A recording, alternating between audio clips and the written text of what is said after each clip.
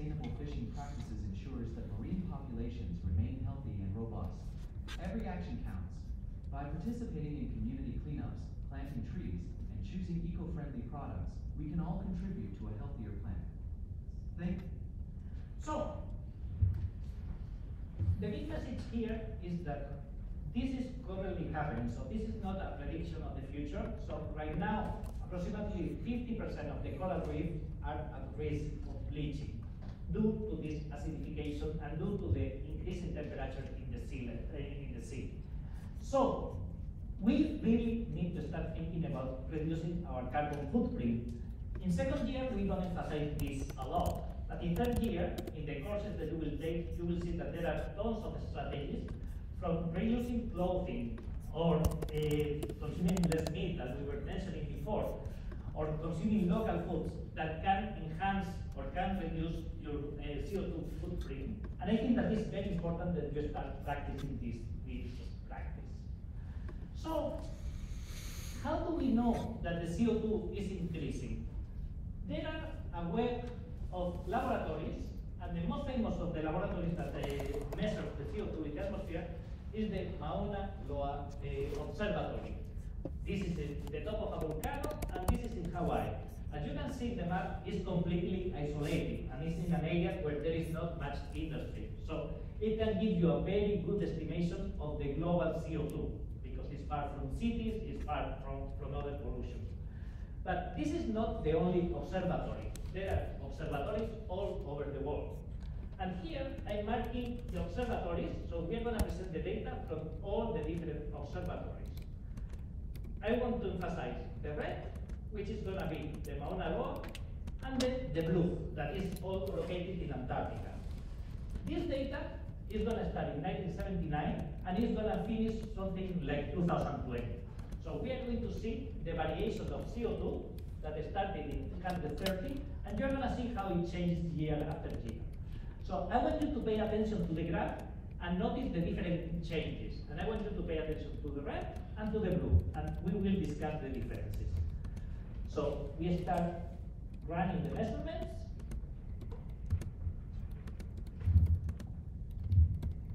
And here it has 81, 82, so the years are coming. And these are the measurements in Mauna Loa only. So this is only in the red point. But you can see all the different points.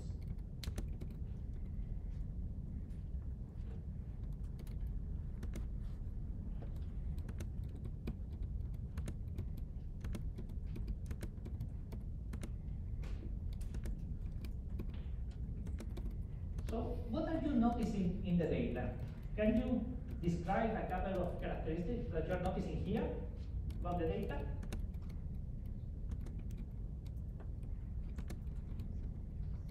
What is the first thing that you are noticing when you started in 1979?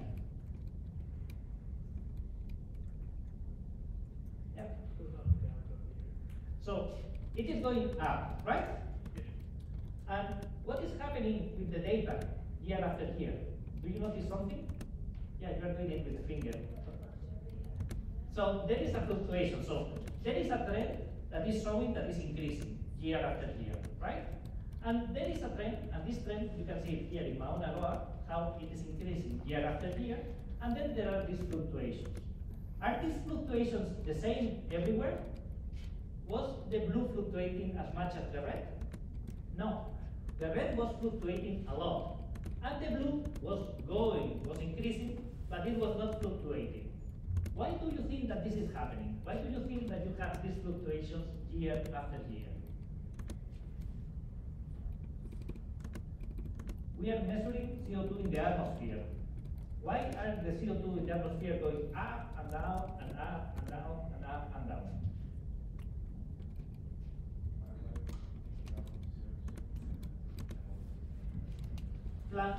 Plant life, as the student says, is plant life taking out CO2. When is plant life taking more CO2? In the winter or in the summer? In the summer. So in the summer you would expect to have lower levels of CO2 in the atmosphere. And in the winter you would expect to have higher levels in the atmosphere. Think that most of of the biomass of plants in the continents is in the northern hemisphere. So what you see here is, notice 2020, you have the up and down, 2021, the up and down, 22, 23, 24. So you have the up and down year after year, but the trend is increasing continuously. And this is one of the ups and downs. So this is an annual cycle. Notice how January, February, March, these are the months in which you are going to have the higher concentration of CO2. The trees have no leaves whatsoever, but the trees are alive. They are doing cellular respiration, so they are emitting CO2. So in the northern hemisphere, here we are using a lot of heating, for example. So you are burning a lot of fossil fuel. And you don't have leaves, and you are performing cellular respiration, so the CO2 levels go high. Then April, May, so now the plants, you can see that they are starting to, the leaves are starting to grow, and now the leaves will start capturing CO2. So May, June, July, August, the CO2 levels are going to go down. And this is going to be repeated year after year. In a normal case, you will not have an upward trend. The upward trend is because we are adding extra, as we discussed in the previous lecture, we are adding too much CO2 to the atmosphere, and the plants cannot reduce the amount. So we are emitting an excess of CO2, and we are breaking the balance. That was the message of the previous year, of the previous lecture, and this is why we have this upward trend. So, in a little summary, in summer, what we have is excess carbon fixation, and we are talking about the northern hemisphere. The CO2 is stored in the form of biomass, and then therefore you are reducing the amount of CO2. In the winter, what you have is an excess respiration. You are making cellular respiration, so you are emitting CO2. And you are generating more atmospheric CO2 because you are burning a lot of fossil fuels during the winter. So this will increase the total CO2 in the atmosphere. So we know that the CO2 is accumulating, and we can predict how much is going to accumulate in the next 100 years. So what we have to do now is, let's see if this is good or if this is bad for the plants. So we are going to look at this process from the plant's perspective. So for once, we are not going to think about ourselves, we are going to think about the plants. Important about this lecture. There are no practice exercise for this lecture, but there is a lot of clickers. The clickers are important because this is how I'm going to ask the questions in the exam. So this time, what I will ask you is to dedicate a little bit of time into understanding the clickers, okay? So I will give you some extra time to work on the clickers, and please don't answer immediately. Just think about it because it's a good way to answer the exam questions. So let's start with the relatively simple question. How do you expect increasing CO2 affect photosynthesis, carbon fixation by terrestrial plants? This is a warm-up question.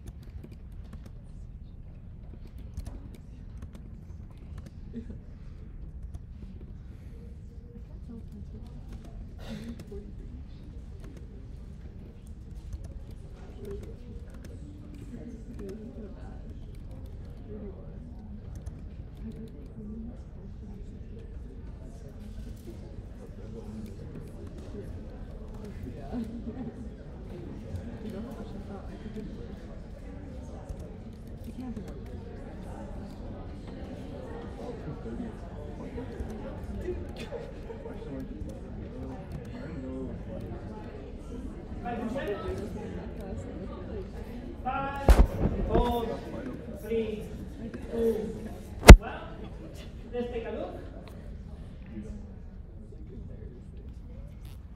So, most of the class said that the correct answer is increase. And that is a good answer. I need a justification for that answer. Always remember in the exam you need to justify your answer. So somebody wants to give me a little justification? Yes. So there will be more CO2 for the Rubisco use.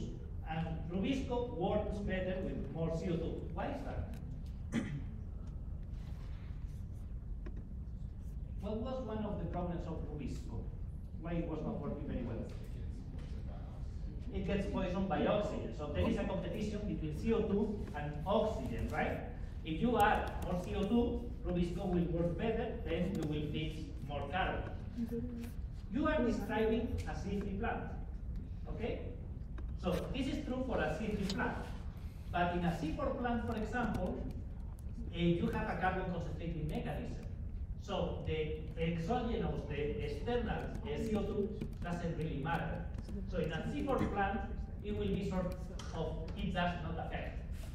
Now, CO2, when it increases, temperature increases too. And when temperature increases, Rubisco, instead of working better, it works worse. So you are fixing one problem, that is photorespiration, and you are creating a new problem, that is the increase of temperature, decrease the activity. So you may decrease. Actually, it's complicated. Actually, all are correct. So at this point, this question is too general. Okay? It's too general because different plants are going to behave differently. So I will agree that for a C3 plant, generally it's thought that it will increase. But in C4 plants, it will not affect. And then there are other factors that will influence. So, and one of them will be, for example, temperature. The second one will be humidity and water loss. So, since the answer is that it's complicated, we are going to break it down. And we are going to do experiments that only focus on the CO2. So we are not going to focus on temperature, we are not going to focus on humidity, okay? We are going to focus on CO2. And what we are going to do, and, well, this is kind of what I explained, but I will explain it again. So, carbon fixation depends on Rubisco, as we mentioned. And Rubisco has a problem. That when it uses CO2, you will have the Calvin cycle and you will have carbon fixation. When you have oxygen, you will have photorespiration, and then you will burn the ATP and the NADPH. So, since what you want is carbon fixation, if you increase the CO2, you will have better carbon fixation, in theory. Another important aspect of Rubisco that I was mentioning is that it has low binding affinity for CO2. And this low binding affinity is dependent on temperature. When you increase the temperature, it doesn't bind very well. And if you remember, this is because there was a lot of vibration in the CO2 molecules. And this vibration makes it not bind to the binding pocket. So, Rubisco was slow, Rubisco sucks.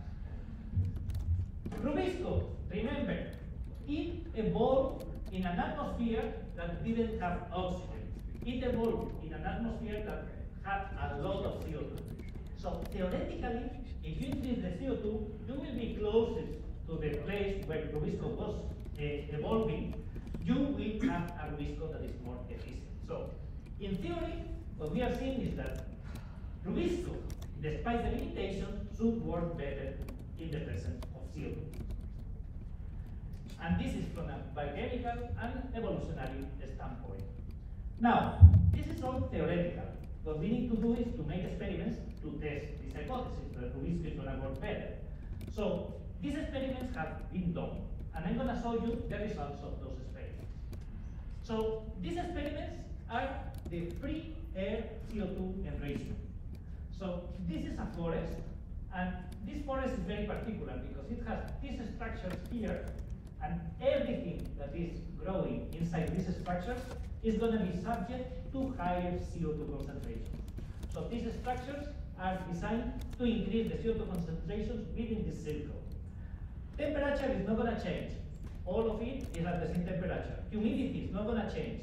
The only thing that is changing between the inside and the outside is the CO2. So we are isolating the effect of CO2. So this experiment has been running for 15, 20 years, and with multiple plant species. So they have checked what will happen in the future if you, for example, increase the CO2 concentration to double of what is happening now. And this is predicted to happen more or less in 150 years. So they are trying to figure out what will happen in 150 years if we continue emitting CO2, okay? So these results, or this is a more detailed view of how it looks. So all these plants, depending on where the wind is coming, all these towers will release CO2. So they make sure that the CO2 concentration is always controlled inside. So this experiment has been done, and I'm going to show you the results of this experiment. Now, I'm going to show you how I'm going to present the data. I'm going to present the data always in the same way. 0 means that there is no response. No response means that it behaves exactly as it behaves now. So if you increase the CO2 concentration, there is no effect whatsoever. Anything that enhances will be marked in green, and anything that decreases will be marked in red. So we are comparing high CO2 concentration with normal concentration, okay? Makes sense, the graphs, what I'm presenting? So the first thing that I'm showing here is all these bars represent different plant species. And in all these different plant species, and these are C3 plants, in most of them, when you increase the CO2, you are in the green area. So you increase photosynthesis, you increase carbon fixation. However, you can notice that there are a few in which it decreases. So this effect is plant dependent. But now, when you analyze the mean, you will see that the response is 30% higher than now, which means if you increase CO2 concentration to double the normal concentration, your plants are going to grow more or less 30% more on average. And this is an average of different species. So increasing CO2 is actually good for the plants if you isolate CO2 alone. So the majority of plant species show increased photosynthesis and higher CO2. And this is partially because of what the student said before. Rubisco is facing photorespiration. When you increase the CO2, you have less photorespiration, you become more efficient. And these plants, you measure a lot of parameters. And these are all the parameters. So the height is in the green. So plants grow taller. They grow thicker. They have more branches. They have more leaves. So they have a lot of better traits. They are growing better. What is important for humans? Crop yield increases 15 to 20%. So when you increase CO2, you can create more food. So in this sense, increasing CO2 for the plants is very good.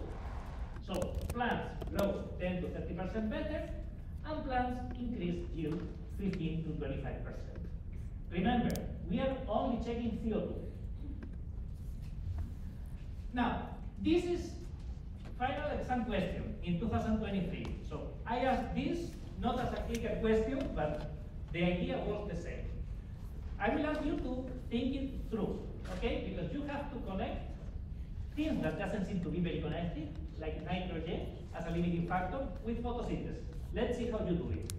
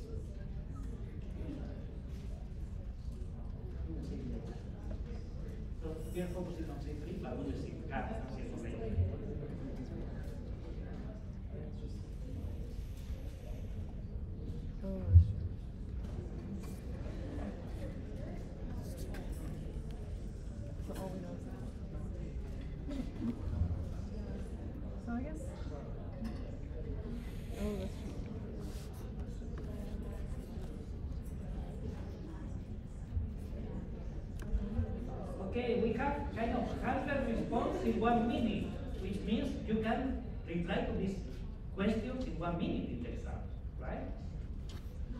Take more time, take it through.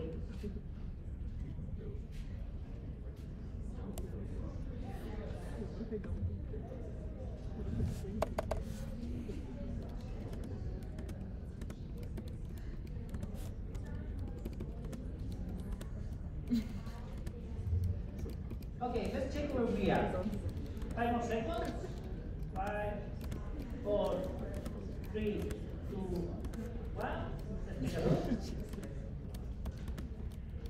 Okay, so we are in a place in which like 60%, 56% of the class says that there is the same biomass. That is not correct, okay? But I would like to hear the reasoning to that, because I think I know what the reasoning is going to be, and it kind of makes sense, but I want to hear it.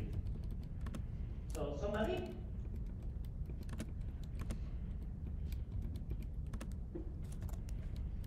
Remember, justify your answer. No? Okay, go for it. I was thinking that like they both have the same amount of nitrogen, and when they run out of nitrogen, they will both stop growing. That's correct. So that's what you think is a good approach. So you say the both plants are going to use the nitrogen, and when they run out of nitrogen, they will stop growing. And you assume that they are going to grow the same, right? So the question now changes a little bit. Do the two plants use the same amount of nitrogen? So let's think about it. Why the plant needs nitrogen? Amino acids and proteins. Is there a real important protein with carbon fixation? Rubisco. So that's the connection. You need nitrogen to make Rubisco, right? Now, Rubisco works better with high concentration of CO2 or with low concentration of CO2? With high concentration. Will you need to make more Rubisco or less Rubisco when you have high concentration of CO2? You will need to make less Rubisco because it's working better. The reason why you make a lot of Rubisco is because it doesn't work, right? So when you increase CO2, now you make less Rubisco. So you don't run out of nitrogen as quickly, right? So your initial idea was good, but it turns out that the two plants are not using the nitrogen at the same speed. So now you know that at high concentrations, you will need less nitrogen, so you will use it better. You will be more efficient in the use of nitrogen. Make sense? So the correct answer in this case will be plan B. Okay?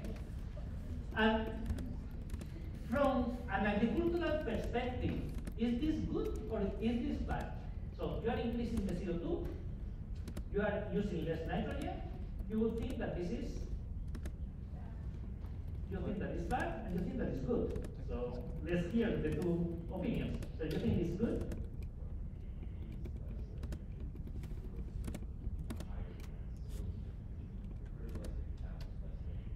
Yeah.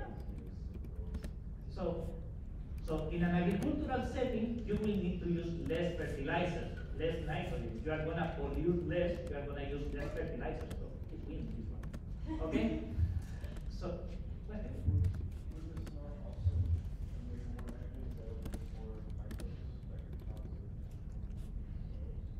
so what the students say is you are making more nitrogen available. And that is correct. So you're going to have less use of nitrogen. That happens also when you cut the trees, when you make deforestation, when you break the ecosystem. So that's a risk that you're going to have. But you're not going to have algal blooms on land. You will have a lot, for example, of nitrogen-fixing bacteria. They can grow more. And then they can generate interaction with more plants, for example. So yes, you are making nitrogen more available in the soils. But actually, when you use a lot of fertilizer, the amount of fertilizer that the plant uses is very tiny compared with the amount that you put in the soil. So you are already putting too much nitrogen in the soil. So it wouldn't change much, is my point, because it's not that you add only the nitrogen that is used, you are adding an excess continuously. Make sense? Okay, so This was how I answered, how I asked the questions in the exam, okay? You see that you have to link different concepts and make a prediction. So let's make another one. No, before we make another one, I'm gonna give you the data. So we did the data, so the data is the same. We are putting plants with high CO2, plants with low CO2, and what we are measuring now is the nitrogen efficiency. So Rubisco, when you put more nitrogen, when you put more CO2, Rubisco goes down. That's what we were predicting, that the plants are gonna need less Rubisco. They're gonna have less nitrogen because they are needing less nitrogen. Okay? Notice that they still make a lot of sugar. And this is because with less Rubisco, you are able to fix more carbon. You are becoming much more efficient. So you are having more sugar, you are having more starch. And you are reducing the amount of nitrogen that you need. So since Rubisco is more efficient, plants need to synthesize lower amount of the protein, therefore reducing the nitrogen needs. Okay, question 3. Now, instead of nitrogen, we are going to talk about water availability. Let's see how we connect this.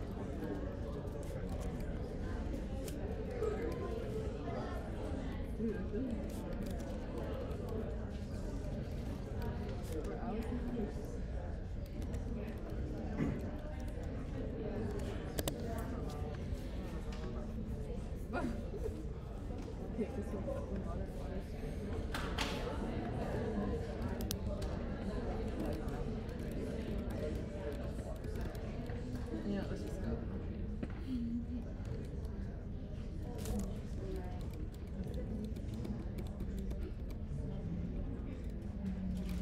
Okay, have the responses. Let's see where we go. 5 more seconds. 5, 4, 3, 2, 1. Alright, so we have like sort of a three-way. Some people say plant A, some people say plant B, some people say the same biomass. Try to convince each other. This morning you were not able to convince each other, the other class. Let's see if we convince each other. Let's go for it.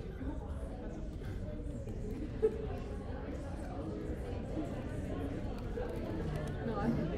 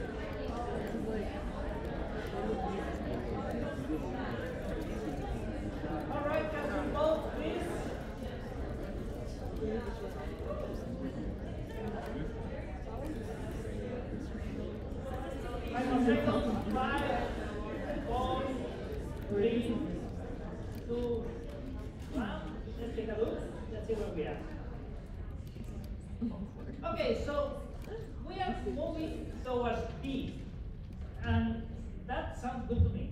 So the correct answer is B. Now we need a justification for that. In order to get a justification for that, you need to find what is the link between water availability and carbon fixation. What is the link? Or what is your justification for answering B?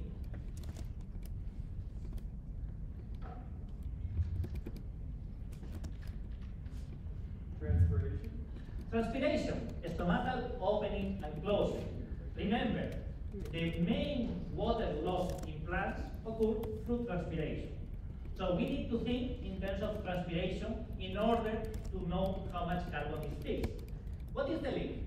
The more you open the stomata, the more transpiration you have, and the more CO2 enters, right?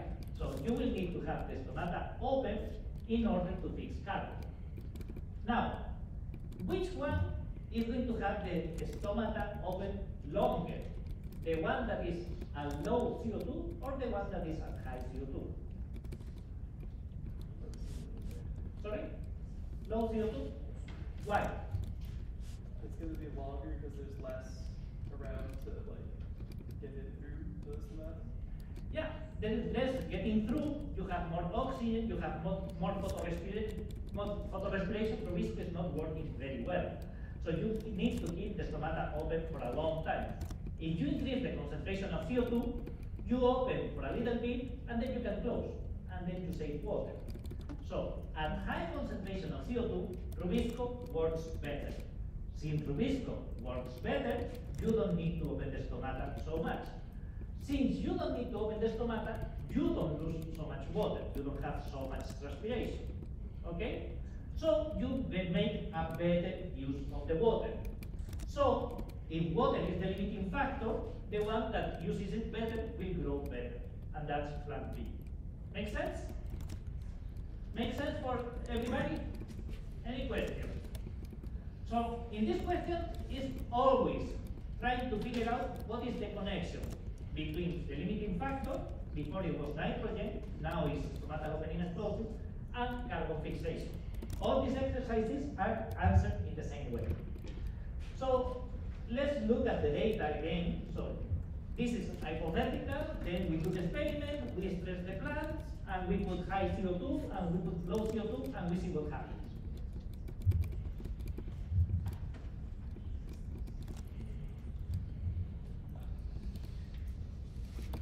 And what happens, this is a lot of words, but I'm going to translate this a little bit.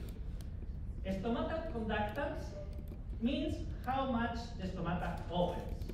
So when you increase CO2, the first thing that you notice is that the stomata doesn't open too much. So increase CO2, the stomata remain closed for longer because you are more efficient. And this is transpiration efficiency. This is how much carbon you fix per unit of water that you lose. And you become much more efficient. You fix much more CO2 without losing a lot of water. So increase CO2 decreases the stomatal opening and increases transpiration efficiency. You use the water better. And this is the experimental data, and the experimental data is very clear. You work much better, you save much more water.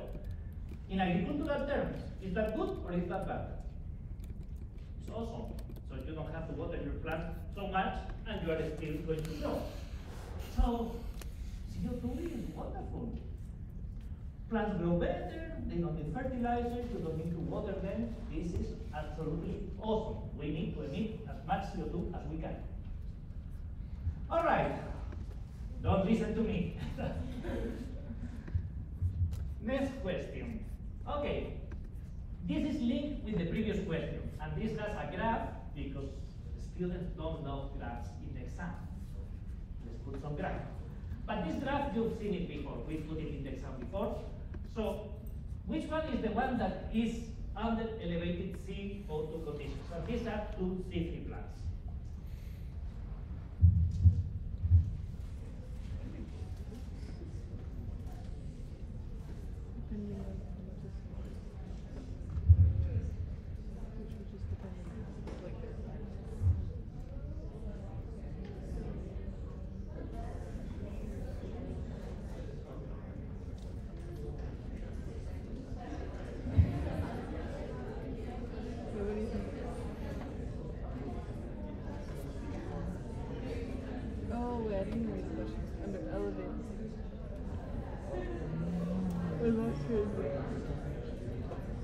the first one, man.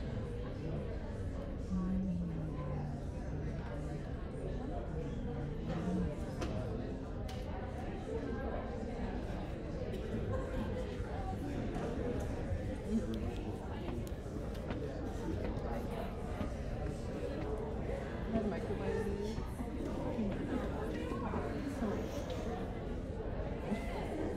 It's just part of the brand. 5 more seconds. 4, 3, 2, 1. Let's take a look. At least it's Okay, so the class is getting there very well. So most of the classes that plant A is the one that is growing at high CO2 concentration. And that makes sense. That's a good answer. Now, justification for that? Somebody here, we're talking all the time with them. Yes.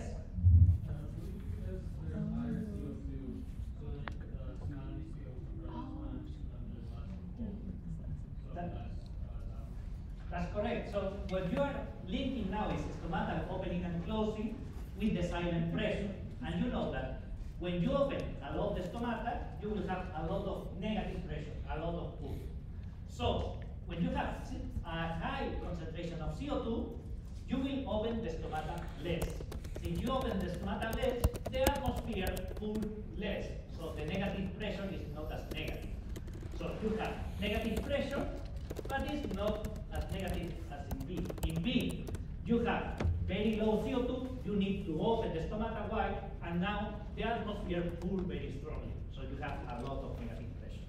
Make sense? It was making sense because you got, most of you got the answer correct. Good. So, do I have more questions? I have one more.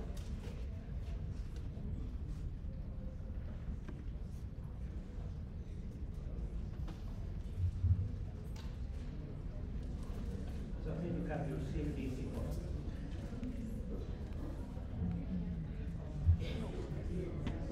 This is just a review class.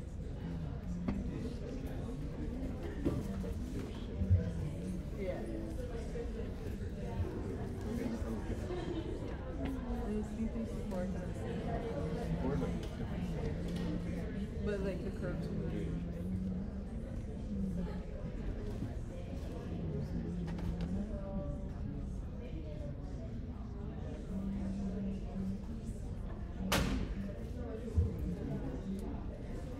I like it.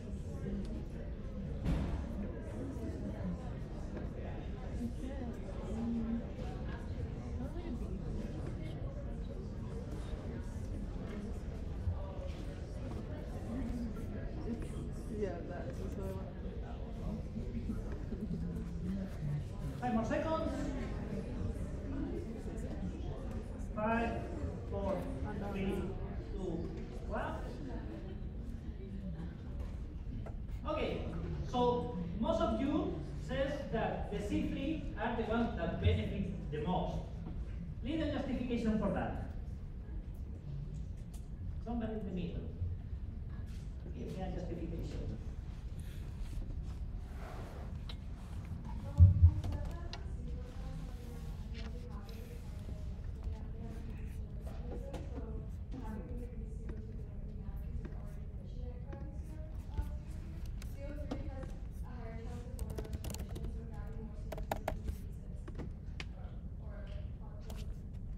Perfect.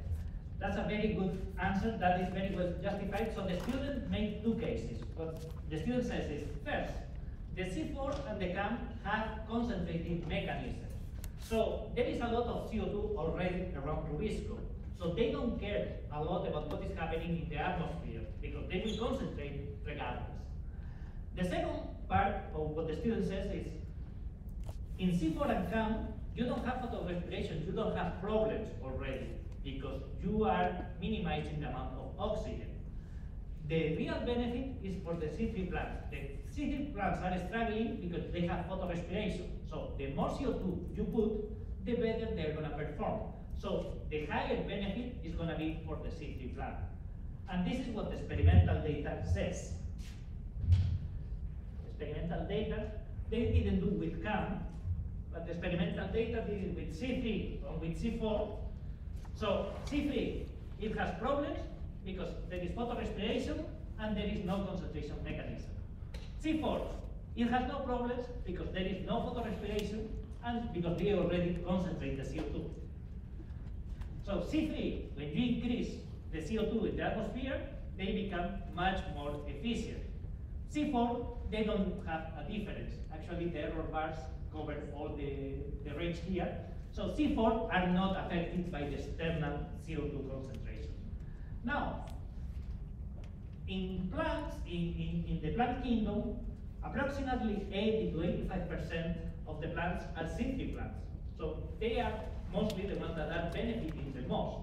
So if you do a summary of what we've seen today is an increase of CO2 is going to increase biomass, it's going to increase yield, it's going to favor 85% of the plants. These plants are going to use less nitrogen, these plants are going to use less water. So increasing CO2 is fantastic for the plants. But I told you that it was complicated, and this is the problem, that CO2, you are not increasing CO2 in a vacuum. You are increasing CO2 and you are generating a lot of secondary effects. And these secondary effects are going to minimize the benefits. So the benefits is what we mentioned here. Increased carbon fixation, increased nitrogen use efficiency, increased water efficiency, and it has stronger effects on C3 plants. Now, the climate change deniers, or the people that don't care about contamination, will use this argument. And I'm going to put you a video, because this is from an anti-CO2 line of thought, in which at least they do an experiment. So I appreciate that. They do an experiment, and they saw what they want to show, but then the conclusion I want to discuss with you. So, increase CO2, normal CO2. You are growing the plants. The choice of music is horrible.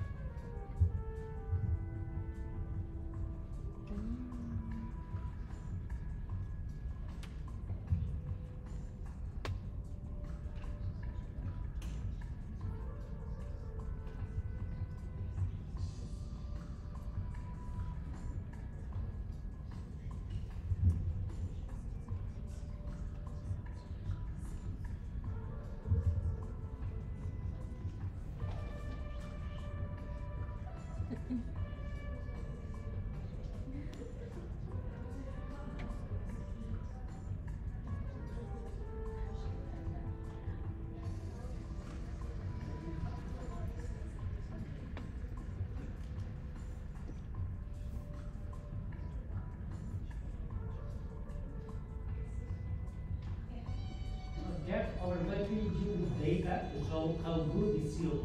It is wonderful for everything. Here you have the summary.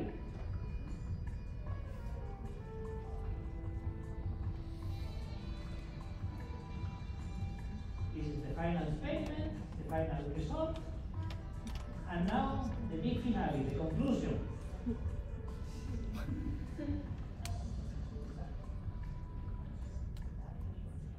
So this is this is a way to tweak the data to make your point, but they are not demonstrating anything about pollution.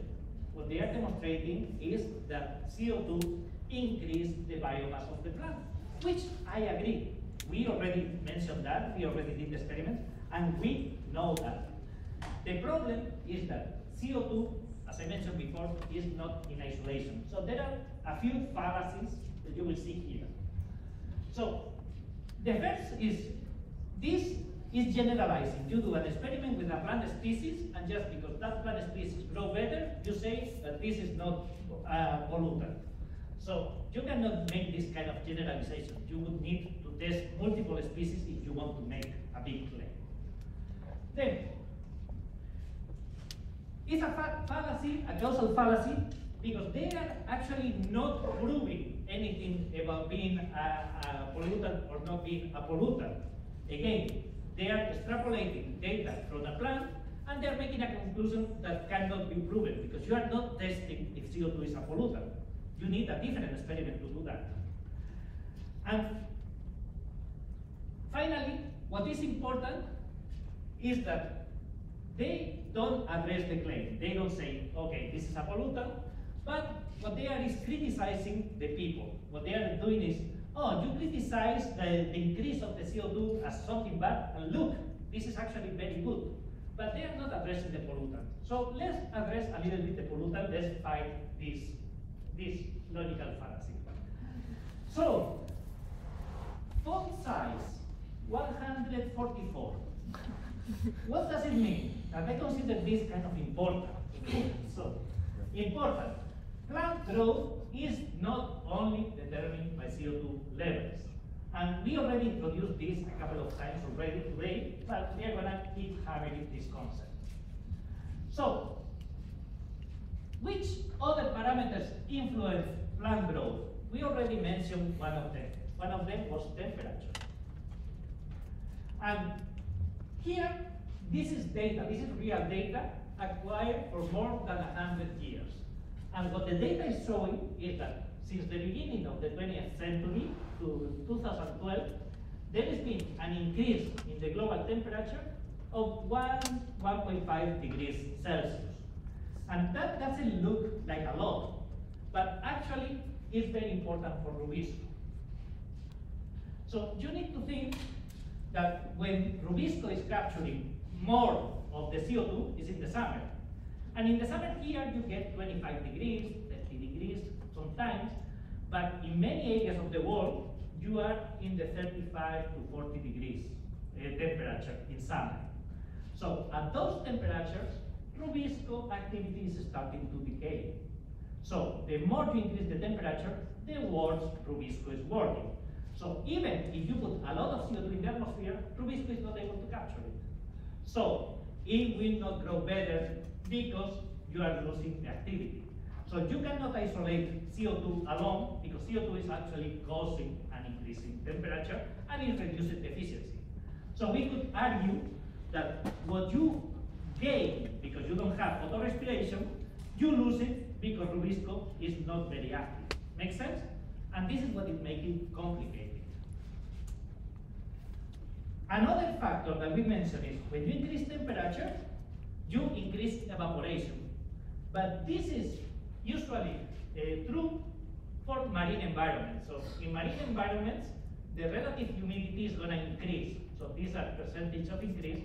So you can see how most of the sea is increasing the humidity. But notice the land masses. The land masses are decreasing the humidity. So when you increase CO2, you increase evaporation, you increase humidity in the oceans, but you are decreasing humidity on the land masses. Now, when you decrease humidity, you are going to lose more water or less water?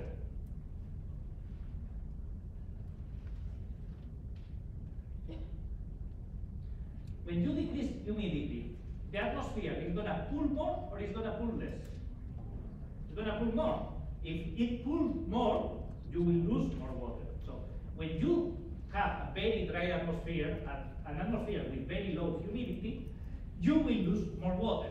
And now we can argue that what you are winning because you have high CO2 and you open the stomata less, you lose it because the atmosphere is very dry and pulls more. So you see, it's complicated again. So now you have to take into consideration not only CO2, but temperature, but humidity. Another thing that is happening and that we know is that this increase of temperature and this decrease in humidity is causing desertification. So many areas that are very productive. This is southern Spain, this is where I live. And here you have all sorts of greenhouses, and you have a lot of production of horticultural products. The problem is that it's raining less and less and less. So this is the precipitation, this is the rainfall. And here in Spain, every year it's raining less and less and less. So this is the real landscape here. So now you are losing water availability. So yes, you save more water, but actually it rains less, so it balances out. So when you are discussing these things, when you have an argument with a climate change denier, it's very complicated because they oversimplify the problem. And you can see that the problem is multifaceted. You have a lot of variables, and they are not going to waste time analyzing all of them. But at least I want you to be aware that there are a lot of variables. And actually, my conclusion of this lecture is going to be a little bit disappointing, because my conclusion of this lecture is that global warming is real, but it's complex. And we don't know what is the final output. There are too many variables. The reality is that we are changing the ecosystems. We are changing the oceans. We are affecting the phytoplankton. We are affecting the corals. We are creating desertification. This is a very complex problem. And we don't know what the consequences are. So what I feel is that we are like these kids.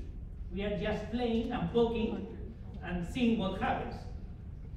It might be dangerous, and I think that it's dangerous. And what is important is that we don't have, oh, sorry. What was that?